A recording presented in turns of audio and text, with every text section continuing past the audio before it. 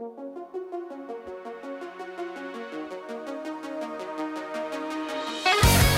next guest tonight joining me here on Punky's MixTape, coming all the way from Cleveland, Ohio. I'd like all you mixtapers to help welcome Dead Bundy. How we doing, everyone? Hey, what up? What's up? Good to have you. Good to have you here. Good to be here, man. Oh, finally. We befriended each other last season, and now I finally get to truly put a face behind the band. Fucking, this is great. So excited to have you here. We are ready to party. Fucking right. For my mixtapers that may not be familiar or have a hard time remembering due to ages or other reasons with remembering, tell us who you are and a little bit about the band. All right, yeah, so we're Dead Bundy, formerly known as Dead Bundy from Pornhub. These are the shirts that, had to get us our start. We're from Cleveland, Ohio, currently experiencing a beautiful little vocal booth background. And we're punk rock, fucking whatever band, having fun. We've all been in bands together for the last 8 years. But Dead Bundy only started about a year ago. So really, since last year started, we've been really focused on this being active, but just having a blast ever since. I don't know if you want to add anything to that.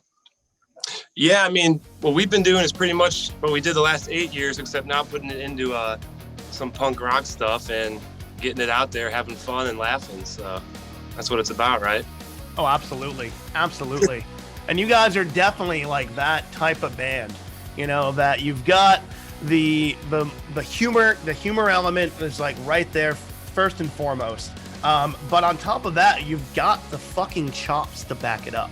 Like there's tons of like comedy punk bands or stuff like that, or bands that, try to be funny and fail horribly, Then there are bands like you guys that fucking completely rip, but your lyrics, your videos, they're a fucking riot. And at the same time, you bust out tracks like Better Alive, that completely like caught me off guard. I'm like, oh shit, they're not just being funny, they also have the fucking chops to be serious at the same time too. Dude, we appreciate that. Thank you so much. But yeah, we put a lot into our songs, so we hope that it shows too. I mean, the thing is, back in the day, we played in metal bands, right? It's kind of one sound. And when you're new, I'm not sure. I mean, with a lot of bands out there, you kind of want to play to a genre, what people want to hear. And deep inside, it's like, we listen to all kinds of music. We grew up on Blink and the fucking punk bands like NoFX and metal bands too. And the toughest part is like, what of all the things we like to listen to, how are we going to pick just one to play? And that was an internal struggle forever. And finally, when we stopped putting so much pressure and figuring what that genre was, we had a lot more fun. And then it's like, it's not limiting it or pigeonholing the sound to a specific style. It's just having an attitude that can encompass a lot of different sounds, a lot of different feelings. And as a result, we're having the most fun from it. So I'm glad you saw that and appreciate the words. Oh, absolutely, dude. Even in like in the title track for like Get Bundy, Get Grundy, like you've definitely, your metal elements absolutely show.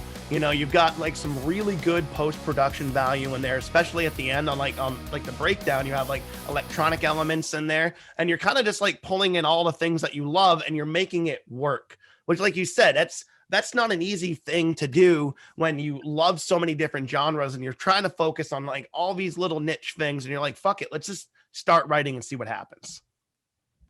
Yeah, I think it's really just about staying true to what you want to do too, and not just trying to like write for someone or for some audience or whatnot. Like, I don't know, like I was a punk rock kid always at heart too. So for me, like this is always the kind of music that I loved, and it just seems so natural doing it. So kind of when you roll with it and it's, and it feels right, usually I think is right. You put a lot of pressure trying to write for someone, as Rick said, but I think like if we write songs that we like first, scratch that own itch, there's going to be some other punk kid that likes fucking metal music and emo music and electronic music that's going to like get it, And you nailed it, because that's me. You know, I love all of those genres, especially growing up through the 90s with, you know, with the American skate punk that we had access to from bands, you know, obviously like freaking Pennywise and NoFX, and then obviously Blink-182. But then, you know, metal influences, electronic influences, all of that. Like my sister, you know, is older than me and was a rave kid back in the day and like got me into electronic music. And then other friends in film school got me into production, and then really in like drum and bass and stuff like that. And I think that's what I like about you guys so much, is that it's not a front. You're not trying to be anything but yourself.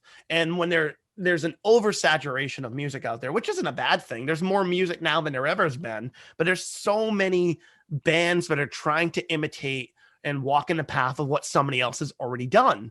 And with you guys, you're blazing, all pun intended, your own trail through it. Yeah, man. I mean, that's a huge compliment, first of all. I appreciate it. But that was the one thing that kind of pissed us off initially, is that punk rock used to be like alternative music, right? It was not conforming. It's not doing what everyone's doing. And then over time, the genre that was built on being against what everything the common mainstream was about became, how do we fall in line? How do we follow like a trusted like a formula, some formula that's worked in the past over and over again? And that's not punk anymore. It's just super safe. And even though the genre is super fucking similar, it doesn't feel the same at all. So I'm not saying we're going to be the difference or anything, but that's just something we've noticed, and hopefully it can translate. You know, we'll see what happens. Oh, absolutely, because it's a breath of fresh air of like what's happening right now. And that's what I really like about you guys is like the biggest thing is like is mindset.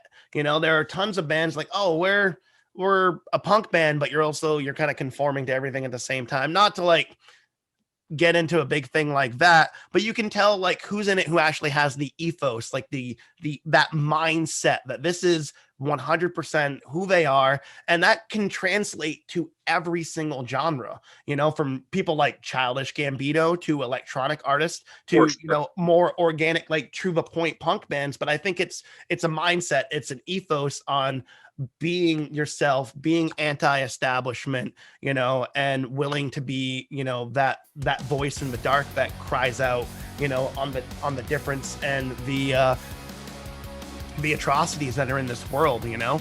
And it can be done in a serious way or in a fun way. And personally, I've always used humor as a means to handle serious situations. It's how I'll laugh at something even if it's fucking tragic and it affects me, but it's just how I process pain, is that I need to laugh at it. And I think it was Bill Hicks. Is that what, you know, we laugh in the face of tragedy. But it's, you know, also when you think of like how comedians, they're the biggest philosophers of our generations. You know, I think it's easier to laugh at something because it shows it with a breath of brevity as compared to taking everything so seriously all the time. Yeah, I think it's a format because, I mean, people want to be able to speak about something they can relate to. And I think when you get their attention, it's initially by something that's like funny, it's a joke. But George Carlin was one of the people that like, you share all these deep, jarring takes are from comedians back in the day, right? They're the people that like hooked us in through comedy, but kept us because of the message. And I think the most effective bands in our day were the ones that did the exact same thing over time. And they might not even realize it at first. That's the craziest part about it. So it's just fun to still be able to say we can do music these days. And you're right. You're right. With like bands like NoFX and Blink-182 and even like the Bloodhound Gang, like how did they get us in? They got us in with comedy, every single one of them.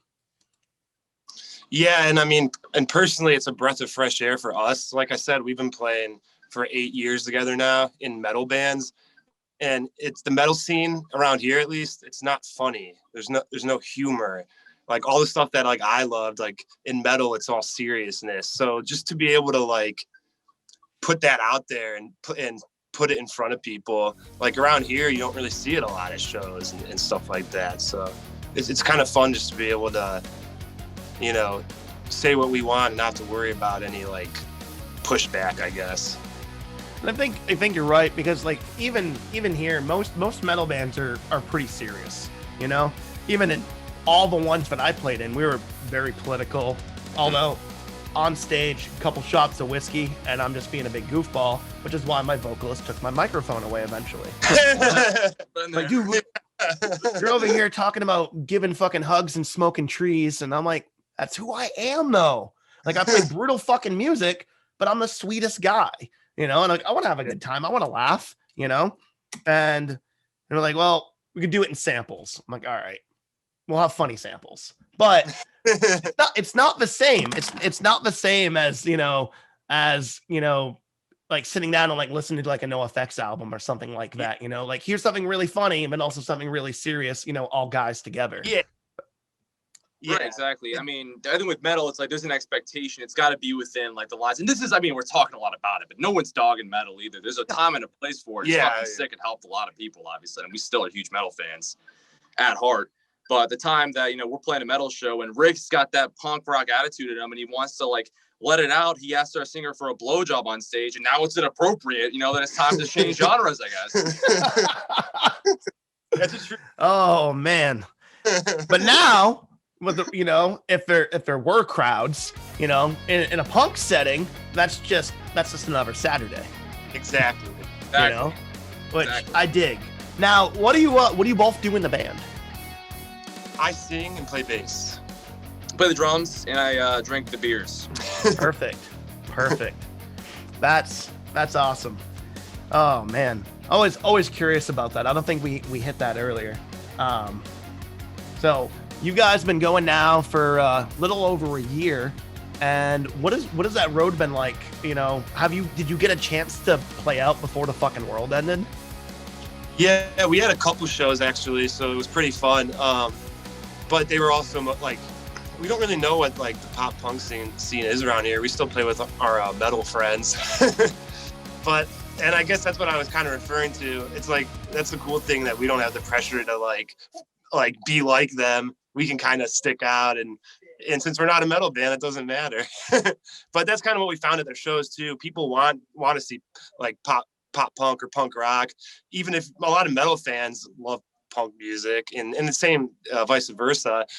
So I think like people are you know, they dig it, and we dig playing to anyone. So if you'll listen to us, we'll be there. So it's starting for the shows for sure. But I mean, we don't have to focus on it, but like when 2 years ago, when we were transitioning out of metal, a lot of these Bundy songs were written for fun as outlet. It was like, you know, what other kind of ways can we scratch that itch? But like, maybe we won't release these songs. We'll just do it for fun. It truly started that way. And we did like 15 songs, sat on them for like 2.5 years. And when COVID hit, it was like, dude, let's finally fucking release these things. You got nothing else to do.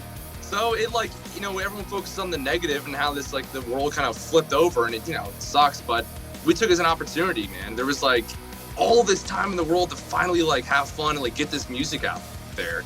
And if we can't play shows, we're gonna get it out in the world somehow. So yeah, the band kind of officially went public a year ago, but we've been brewing for about 3 years, I think. That's awesome. And it literally started off as like a stress relief, do it for fun, be like, all right, we're working on all these other tracks, like we're being serious, and like, you know, writing metal tracks is serious fucking business, dude, you know, especially, and it's for me, the type of riffs that I play is I really don't like to have to go back. Like I keep just moving forward, keep moving forward, you know, that kind of within the ruins style of heaviness, you know? Yeah. And but one thing is you're such in a mindset for so long, but you want just that breath of fresh air. And I totally understand that. So that's really cool that it started as something just for fun. I mean, like, fuck it. What else are we going to do right now? Let's get them the fuck out there and get people to listen to it. Oh yeah, man. It's been a blast. Yeah, exactly. So during that time, you obviously put together a couple music videos as well. Dude. Yep.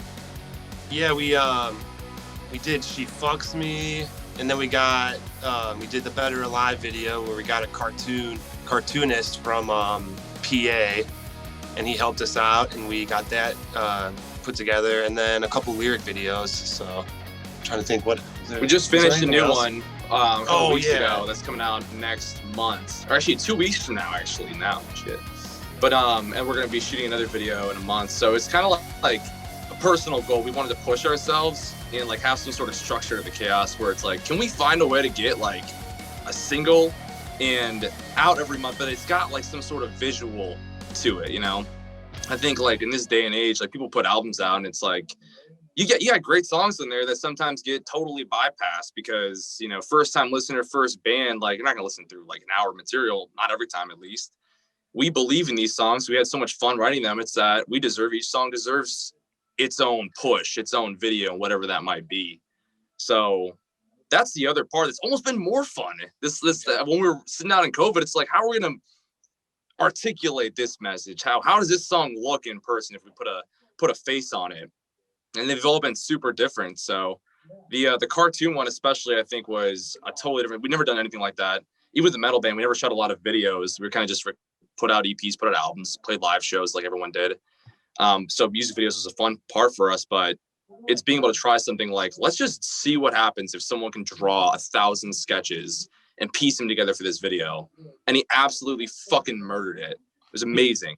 Blew our expectations out of the water. It's unbelievable. And we played it last year, but we're absolutely, you better believe we're going to watch it again tonight because the fucking video is so good. I've even ever since then, I keep finding myself checking out the track like once a week, you know? Now, can I ask the story behind Better Alive? Yeah, absolutely. I know it's like for all of the guys in the band, and Brian's not here, but we've all like lost people like even since we've just been in a band together, and it's not always, but a lot of times we're like sitting here kicking ourselves. It's like over some stupid shit, you know, and just seeing all the people that you leave behind and whatnot. Like we wanted to kind of put that in the song and like almost like, you know, like I kind of get like bitter sometimes about it. Like, and I want just putting your thoughts on paper and just doing it. And that's kind of what it was all about for us, kind of cathartic in a way.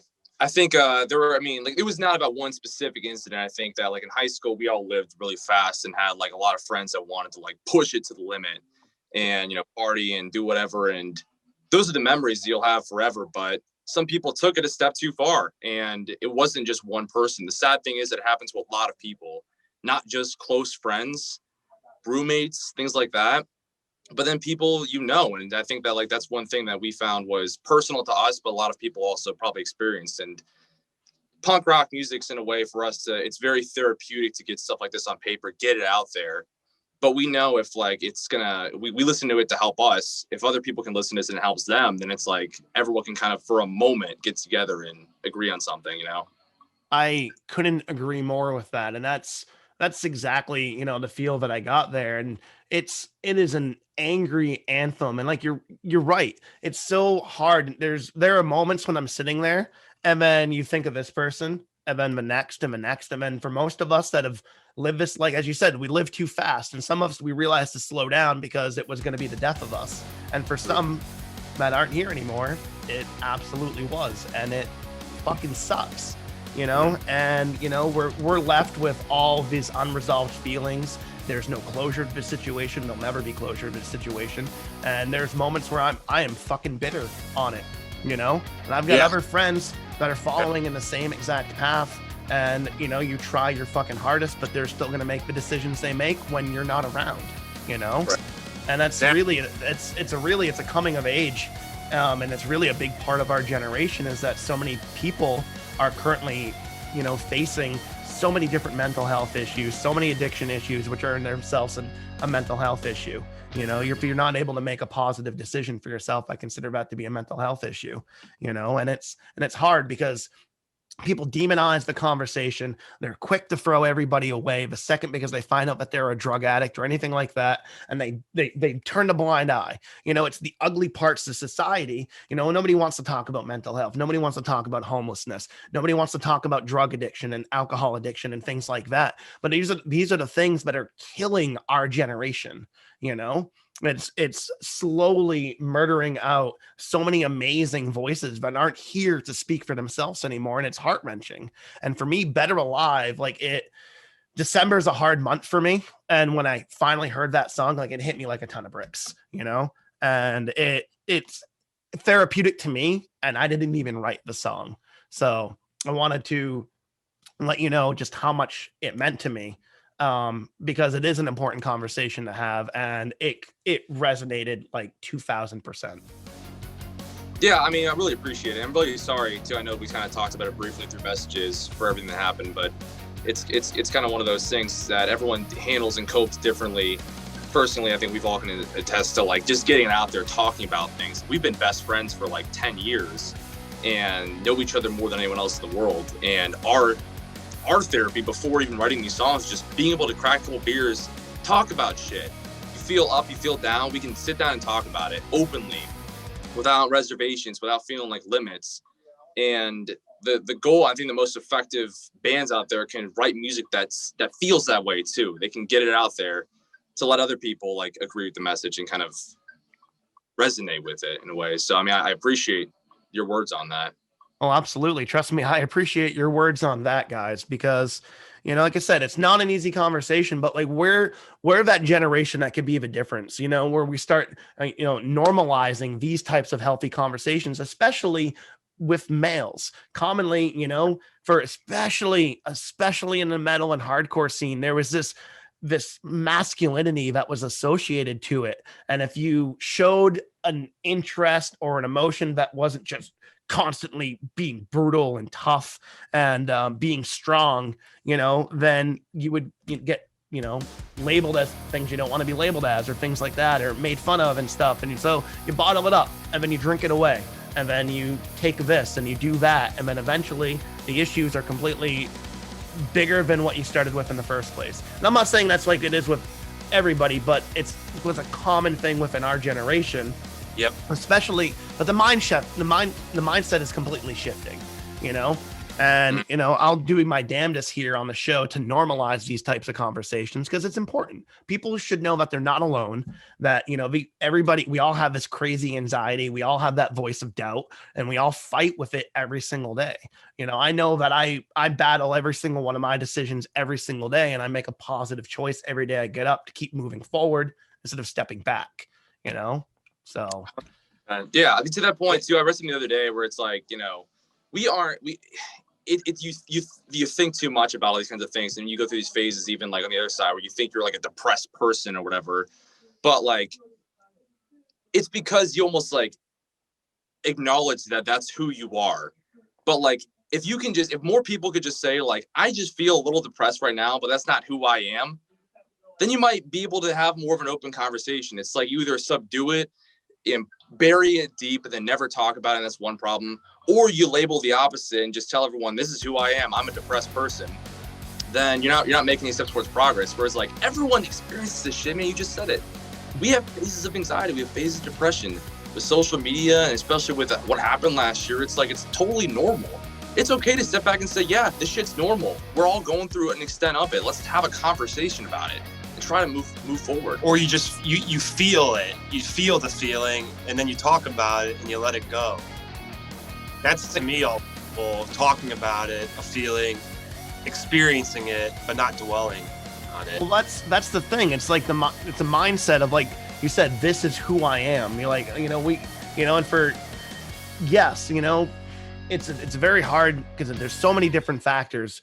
But if we were to look at our emotional state instead of this is who I am, but this is where I am, you can move out of a location, you can grow, change, and evolve. But when you trick yourself into believing that you're always going to be sad, you're always going to be depressed, you're always going to be anxious, you're not giving yourself any opportunity because you're just marginalizing yourself in the beginning and not giving yourself an actual chance to grow, which is important.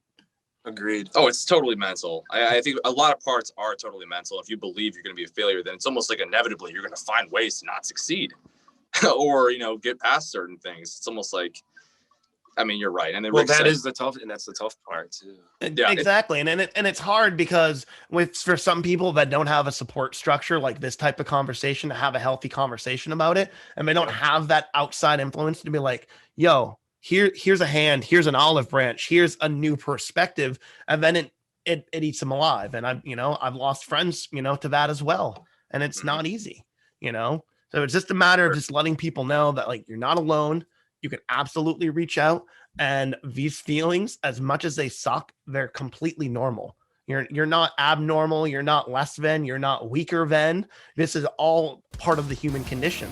And I think once we start to acknowledge that, then we can actually start to grow and move socially, so we can have a little bit more of accountability for the world and community around us. Yeah, 100% agree, man. Oh man. So speaking of growth and positivity and heading towards amazing new directions, you guys happen to be sitting in a vocal booth right now at a studio. Isn't that correct? It is. You're right. What are you guys doing there right now? Getting ready for another couple songs, No, man. he's being modest. We're shooting a porn. $20 is $20. I'm saying in all my interviews, man. If you gotta do it, you gotta do it. These financial times are hitting us all hard. A hole's a hole. Man. It's been kind of like a part of the plan for a while, but I mean, when we got downtime, we come in here, we put some more stuff together. We got a pretty sweet calendar of stuff coming up this summer, and we're stoked about it. As we mentioned, we've got a song and video done. It's coming out in a couple of weeks. We are fired up about. And then this song, I believe, is actually going to be something we put out in March. So nice. Well, maybe depending on the timing with the realities and where everything comes out, maybe we'll be checking out the new track tonight. Maybe we won't. We won't know until the time comes. So in the studio, working on some new stuff, which is awesome. For my mixtapers that want to check you out, where can we find you online? OnlyFans is where we've been directing everyone as of our last song. Yeah, I mean, everywhere you can find music, right? Spotify, Amazon, Google Play, Apple. All of our tags are Dead Bundy O, as in like. Yeah. Not Ohio. Certainly not Ohio. Definitely not Ohio. Dead Bundy /Vinegar Stroke /O. Right. That's not their thing. It's okay. Yeah. Oh, that's the link you sent me. I wasn't supposed to share that. I'm sorry about that. It was in private. Yeah, Punky. I told you that in confidence. Oh, man.